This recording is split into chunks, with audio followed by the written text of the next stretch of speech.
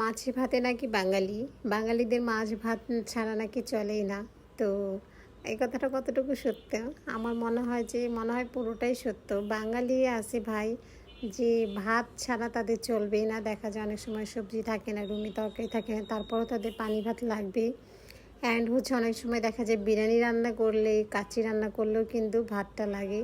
তো hello everyone, welcome to my another blog. আজকে মাছে ভাতে কীভাবে বাঙালি হওয়া যায় সেটাই তোমাদের সাথে শেয়ার করবো। অ্যান্ড একদম সিম্পল একটা রেসিপি, অ্যান্ড কোনো কিচ্ছু নাই যে শুধু শুধু আসে না যাদের মাছ খেতে ভালো লাগে না, প্লাস হচ্ছে তরকারির ঝোলটা অ্যাভয়েড করে, যেমন আমরা এই ঝোল খাই না। দেন হচ্ছে এরকম একটা তরকারি যদি কেউ দেয় সামনে, সে নিমিষে 1 প্লেট ভাত খাবে, ড্যাম শিওর। তো চলো তোমাদের সঙ্গে আজকে রেসিপিটা শেয়ার করে ফেলি। প্রথমে আমি এখানে 4 পিস কই মাছ নিয়েছি। দেন হচ্ছে আমরা আসলে মানুষ কম, সেক্ষেত্রে আমরা 4 পিসই নিয়েছি। তো 4 পিস মাছকে আমি সুন্দর করে একদম মচমচে করে ভেজে নিয়েছি, কেননা এই তরকারিটা বা এই ভুনাটা যেটাই বলো, রান্না করতে গেলে এটা মাছ হালকা ভাজা যাবে না। আর হালকা মাছ ভাজলে আমার একদমই ভালো লাগে না এটা। অনেকেই আছে মাছ ভাজেই না, প্লাস হচ্ছে অনেকে আছে হালকা ভেজে খায়। যেমন তোমাদের ভাইয়া এটা মাছ বেশি ভাজাও একদমই পছন্দ করে না তরকারির জন্য, কিন্তু ভাজতে হবে, আবার কাঁচা রান্না করলেও খাবে না।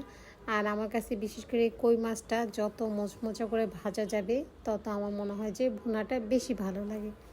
তো আমি এখানে বরাবরের মতো পেঁয়াজ, টমেটো সুন্দর করে একদম কাঁচামরিচ বেশি করে দিয়ে আমি ভেজে নিলাম।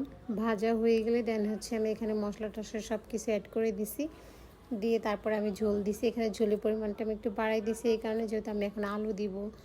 আর আমার কাছে এই মাছ ভুনাতে এভাবে আলু দিলে আমার কাছে মনে হয় যে দেখতেও সুন্দর লাগে, প্লাস খেতেও ভালো লাগে। আলুগুলো মনে হয় মাছের মতো।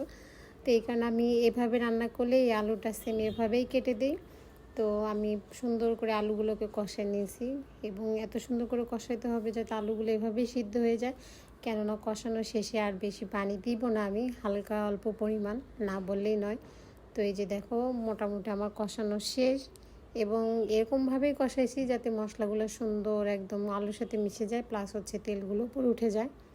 তো এইভাবেই কষাইলাম। কষানোর পরে এখন আমি অল্প পরিমাণ ঝোল দিব, একদমই অল্প দিব, কেননা নয়তো বেশি ঝোল দিলে হয় কি, কষানোর পরে তরকারিতে বেশি ঝোল দিলে তখন তরকারিটা কেমন যেন একটা, মানে কি বলে এটাকে, একটা বেশি ভালো লাগে না। মোট কথা হচ্ছে বেশি জাল দিলে তরকারিটা টেস্ট আমার মনে হয় কমে যায়। তো এই যে একদমই কম দিয়েছিলাম, এবং কিছুক্ষণ বলক ওঠার পরেই আমি তরকারিটা নামাই ফেলবো। এখানে দেখা যাচ্ছে এতটুকু ঝোল আছে, বাট না, একদমই ঝোল নেই। তো অনেক সুন্দর একটা রান্না হয়ে গেছে। আর এখানে ধনেপাতা অ্যাড করলে মনে হয় বেশি ভালো লাগতো, মেবি আমার রুমে ধনেপাতা নাই। তো আজকে ভিডিওটা এই পর্যন্ত। যদি কারো ভালো লেগে থাকে সবাই ট্রাই করবে, অ্যান্ড ভিডিওটি ভালো লাগলে সবাই লাইক অ্যান্ড ফলো দিবে, বেশি বেশি করে শেয়ার করবে। সবাই ভালো থাকো, সুস্থ থাকো, বাই।